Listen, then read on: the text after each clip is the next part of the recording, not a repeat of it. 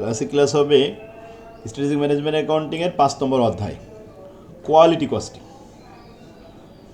Total quality management and management accounting system. মান উৎপাদন ব্যয়, সার্বিক মান ব্যবস্থাপনা ও ব্যবস্থাপনা হিসাব বিজ্ঞান পদ্ধতিগুলো দেখাতে হবে। প্রত্যেকটা প্রোডাক্ট কিন্তু তৈরি করার সময় তাদের কোয়ালিটি ঠিক রাখার জন্য অনেক কিছু পদক্ষেপ নেওয়া হয়। তারপরেও দেখা যায় এই যে কোয়ালিটি ভালো মেনটেন করার জন্য কিন্তু ব্যয় হয়, কোয়ালিটি কস্ট হয়। তো কোয়ালিটি ভালো রাখার জন্য চেষ্টা করার পরেও, চেষ্টা করার পরেও কিছু ফেল হয়, কিছু ত্রুটি থাকে। এই জন্য কোয়ালিটিকে আলাদা আলাদাভাবে ভাগ করা হয়েছে, 4টে ভাগে বিভক্ত করা হয়েছে। তো আমরা এই অধ্যায়ের অঙ্ক পাবো টোটাল মিলে 6টা ফরম্যাটে। প্রথমে কোয়ালিটি কস্ট রিপোর্ট। এই রিপোর্টে 4টে বেসিস আছে। তবে হিডেন লস, টাগোসি ওনার ফর্মুলা, এই হিডেন লস টাগোসির ফর্মুলা দিয়ে আমরা এখান থেকে হিডেন লস বের করতে পারবো। এরপরে কন্ট্রোল চার্ট, 3টা, এক্স চার্ট, আর চার্ট, মানে এক্স বার চার্ট, আর চার্ট এবং পি চার্ট। এই পি চার্টটা 2 ভাগে ভাগ করা হয়েছে, পি চার্ট এবং সি চার্ট। তা টোটাল মিলে কত হলো? 4টে চার্ট আছে। 3টে চার্ট কিন্তু প্রপোর্শন আর এই কস্টটা আলাদা করা হয়েছে, 4টে চার্ট হয়েছে। টোটাল মিলে 6 ধরনের অঙ্ক আমরা এই অধ্যায়তে পাবো। আজকে আমরা কোয়ালিটি কস্ট রিপোর্ট দেখাবো।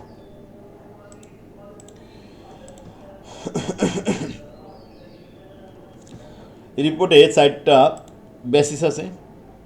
4 ধরনের কি কি? যেমন prevention costing, appraisal costing, internal ফেলার কস্টিং, এক্সটার্নাল ফেলার কস্টিং।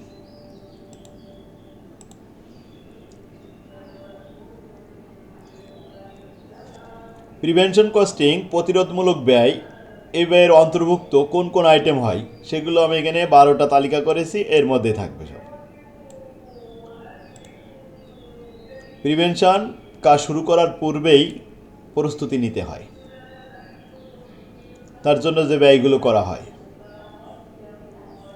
যেমন quality engineering, quality training programme, quality planning, quality reporting, quality audit, process engineering, designing engineering, supplier evaluation and selection, prevention equipment management, designing and quality development, system development, resource and development. এখন এই 12টা হচ্ছে আমাদের prevention. Appraisal, মূল্যায়ন, কাজ চলা অবস্থায় test করতে হয়, মূল্যায়ন করতে হয়। তো inspection and testing of raw material, packing inspection, product testing, total testing, supervision and appraisal activities, checking, field inspection, product manufacturing. Appraisal costing গেল 2 নম্বর। 3 নম্বর হলো ইন্টারনাল ফেইলার কস্টিং। ইন্টারনাল ফেইলারের মধ্যে রিওয়ার্ক, রিটেস্টিং, রিইনস্পেকশন, তার scrap, spoilage, investigation, material review,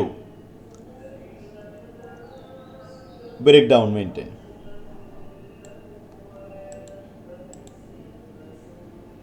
external failure, বাহ্যিক যে ব্যর্থতা। ইন্টারনাল ফেইলার হলো অভ্যন্তরীণ ব্যর্থতা, বাহ্যিক ব্যর্থতা।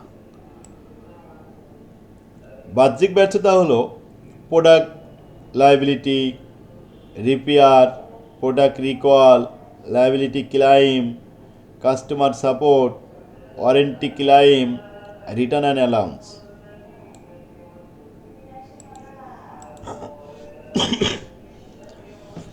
আচ্ছা, এখন এই যে 4টা কোয়ালিটি আমরা দেখলাম, এটা রিপোর্ট তৈরি করতে হবে একটা ছকের মাধ্যমে।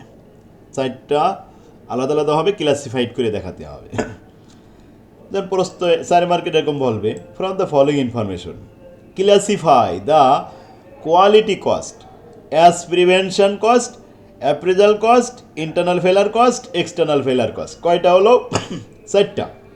এই 4টা কী করতে হবে? ক্লাসিফাইড করতে হবে, ক্লাসিফাইড করে দেখাতে হবে। এখন 1 2 3 4 5 6 7 8 9টা আইটেম সাপ্লাই দেওয়া হয়েছে। এই 9টার ভিতরে ক্লাসিফাই করলে প্রিভেনশনে কয়টা যাবে, অ্যাপ্রেজালে কয়টা আসবে, ইন্টারনাল ফেলারে কয়টা আসবে, আর এক্সটার্নাল ফেলারে কয়টা যাবে, এটা দেখতে হবে। তো আগে আমরা 9টা আইটেম পার্টিকুলারে লিখে নেব। লিখে নেওয়ার পরে কোয়ালিটি প্ল্যানিং, এই কোয়ালিটি প্ল্যান কখন করা হয়? প্ল্যানিং তো শুরু করার পূর্বেই, সুতরাং এটা প্রিভেনশন। তাহলে প্রিভেনশনে কত টাকা বসাবো? 50,000 টাকা। রিপেয়ার করা হয় কখন? যখন কাস্টমাররা নষ্ট করে ফেলে আবার রিটার্ন আসে, ওয়ারেন্টি ডেট থাকলে তখন রিপেয়ার করে দেওয়া হয়। এই জন্য এক্সটার্নাল ফেলার, ওরা বাইরে নষ্ট করেছে কাস্টমাররা, সেটা। কোয়ালিটি ইঞ্জিনিয়ারিং, আর ইঞ্জিনিয়ার প্রথমেই ঠিক করা হয় যে ইঞ্জিনিয়ার কাজ শুরু করার আগে, মনে করেন একটা বিল্ডিং তৈরি করতেছেন, তাহলে কি ইঞ্জিনিয়ার দিয়ে আগে ডিজাইনিং করে নিতে হবে। ইঞ্জিনিয়ার এটা প্রস্তুতিমূলকভাবে সে শুরু করবে, এই জন্য তার কোয়ালিটি ইঞ্জিনিয়ারিং এটা প্রিভেনশনে দেখাতে হবে। ওয়ারেন্টি কস্ট, ওয়ারেন্টি কখন হয়? এক্সটার্নাল যখন কাস্টমাররা ফেল করে, নষ্ট করে ফেলে, তারপরে ওয়ারেন্টির টাইম থাকলে ওয়ারেন্টি খরচ হয়। টেস্টিং কিন্তু মূল্যায়ন। অ্যাপ্রেজাল, কারণ কাজ যখন চলে তখন মূল্যায়ন করার জন্য মাঝে মাঝে টেস্ট করতে হয়। মহিলারা কিন্তু রান্না করার সময়ও কিন্তু টেস্ট করে, রান্না চলে ওই অবস্থায় টেস্ট করে ঠিক আছে কিনা সব। কোয়ালিটি অডিট করবে কারা? ইঞ্জিনিয়াররা, যারা কন্ট্যাক্ট নিয়ে এসে যে ইঞ্জিনিয়ার প্রথমে ডিজাইন করেছে সে। ইন্সপেকশন তদারক করবে, এই মূল্যায়ন করার জন্য মাঝে মাঝে ইন্সপেকশনে আসে। অ্যাপ্রিজালে দেখাতে হবে, চেক করে অ্যাপ্রিজাল। রিওয়ার্ক এটা কিন্তু ইন্টারনাল ফেলার। দেখাচ্ছে কি ইন্টারনালভাবে অভ্যন্তরীণ যে ব্যর্থতা, এটা যদি ধরা পড়ে সঙ্গে সঙ্গে মালিক বলবে যে এটা পুনরায় করে দেওয়া লাগবে কাজটা, রিওয়ার্ক আবার করবে। এই যে ইন্টারনাল ফেলারের মধ্যে আসলো 9টা আইটেম, 3টা আসলো প্রিভেনশনের ভিতরে, অ্যাপ্রিজালে 3টা, এরপরে ইন্টারনাল ফেলারের ভিতরে 1টা, আর এক্সটার্নাল ফেলারের ভিতরে 2টা, সবগুলো যোগ করলাম। এই হলো classified the total quality cost report. আরেকটা দেখেন, সেম একই অঙ্ক। From the following information calculate the total quality cost and percentage on the sale of AB limited. Testing আছে, কোয়ালিটি ইঞ্জিনিয়ারিং আছে, রিওয়ার্ক আছে, quality audit, inspection, checking, quality planning, এরপর repair, warranty cost, production and sale unit. সেলটা আমাদের পরে লাগবে। 50,000 unit 100 টাকা করে বিক্রি করা হয়েছে, টোটাল সেল ভ্যালু আলাদা লাগবে। তো এই যে আমরা উপরে যে আইটেমগুলো দেখলাম, এগুলো আগে পার্টিকুলার সব বসানোর পরে এবার ক্লাসিফাই করব 4টা শ্রেণীবদ্ধ। এখানে প্রিভেনশন, অ্যাপ্রেজাল, ইন্টারনাল ফেলার, এক্সটার্নাল ফেলার, টোটাল মিলে 4টা। এই 4টা যোগ করে কত হয়েছে? টোটাল 3,32,000। সেল 50 লাখ। তাহলে শতকরা কোয়ালিটি কস্ট 3,32,000-কে 50 লাখ দিয়ে ভাগ করলে 6.64%।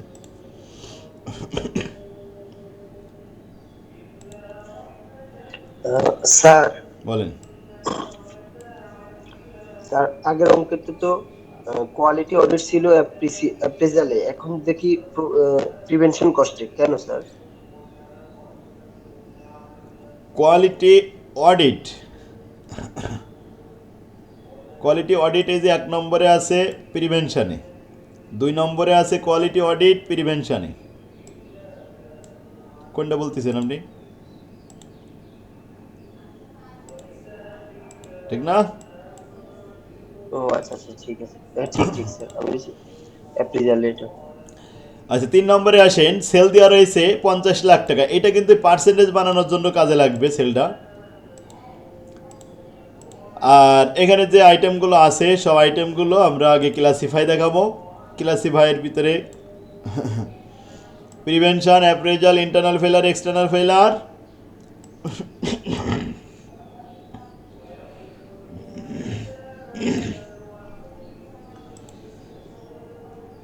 তাহলে টোটাল আসলো, টোটাল কস্ট একসাথে যোগ করলাম 4টে 8,05,000 টাকা হয়েছে। আর পার্সেন্টেজ দেখাতে গেলে সেল দিয়ে ভাগ করতে হবে, একসাথে গুণ করতে হবে, এতে 16.10%। এই তো, সবগুলো একই রকম। কি আমরুল পারা যাবে এই ফরম্যাটে অঙ্ক? আচ্ছা, এখন আসেন পার্সেন্টেজ আমরা একসাথে দেখালাম সেল দিয়ে ভাগ করে, কিন্তু এখানে আরেকটা কথা বলছিল যে percentage is category as a percentage of sale. প্রত্যেক ক্যাটাগরির মানে ওই সেই 4 ধরনের 4টে ক্লাসিফাই, প্রত্যেকের আলাদা আলাদা হবে একটা পার্সেন্টেজ করে দেখালাম। যেমন প্রিভেনশনের খরচ 75,000 টাকা, তো 75কে সেল দিয়ে ভাগ করে একসাথে গুণ করলে 1.50। আবার অ্যাপ্রেজাল 80,000, 80,000কে 50 লাখ দিয়ে ভাগ করলাম, একসাথে গুণ করলাম 1.60। এরপরে ইন্টারনাল ফেইলার, এক্সটার্নাল ফেইলার আলাদা আলাদা হবে, প্রত্যেকে বলেছে ইচ ক্যাটাগরি, প্রত্যেক ক্যাটাগরি আলাদা পার্সেন্টেজ দেখাও। তো মজার বিষয় হলো এই পার্সেন্টেজগুলো আবার যোগ করলে উপরের এই 16.10 মিলে যাবে।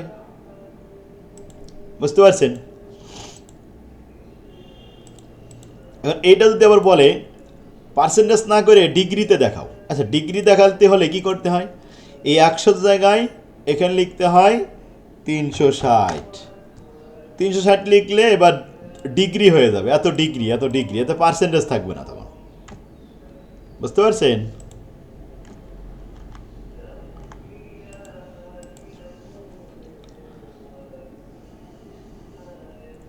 চার নম্বরে এটা সেল দেওয়া রয়েছে 50,000 ইউনিট, 100 টাকা করে গুণ করলে 50 লাখ টাকা সেল হবে। 50 লাখ দিয়ে টোটাল কোয়ালিটি কস্টকে ভাগ করলে পার্সেন্টেজ পাওয়া যাবে। এখানে ইস ক্যাটাগরি বলা ছিল না, এই জন্য আলাদা করে দেখাইনি। 5 নম্বরে সেল দেওয়া আছে, সব আলাদা আলাদা হবে, অ্যামাউন্টগুলো দেওয়া আছে। এখানে ডিগ্রির কথা বলেছিল, যে ডিগ্রিটা আমি বলছিলাম যে ইস ক্যাটাগরি পার্সেন্টেজ না দেখায় যদি ডিগ্রি বলে তাহলে 360 দিয়ে গুণ করলে বাস ডিগ্রি হয়ে যাবে। পার্সেন্টেজ যেমন যোগ করলে 100% হয় সব মেলে, এখানে ডিগ্রি কিন্তু যোগ করলে 360 হবে। আর 360 ডিগ্রি যদি চিত্রে দেখাতে বলে একটা বৃত্ত 360 ডিগ্রি। এখন আমাদের প্রথম যে ক্যাটাগরিটা হয়েছে 163 ডিগ্রি, তো 163 ডিগ্রি ডাইনের পাশে এই চিত্র দেখালাম এই পর্যন্ত। তারপরেরটা, তারপরে এভাবে আস্তে আস্তে আস্তে আস্তে এই 4 ক্যাটাগরি এর মধ্যে বাস কভার করে দিলাম। এটাকে বলে পাই চার্ট, বৃত্ত তালিকা। আচ্ছা, কয়টা অঙ্ক আছে? টাইমও তো শেষ, 7-8। এই ফর্মেটে আলাদা কোনো অঙ্ক নেই, সব একই রকমের।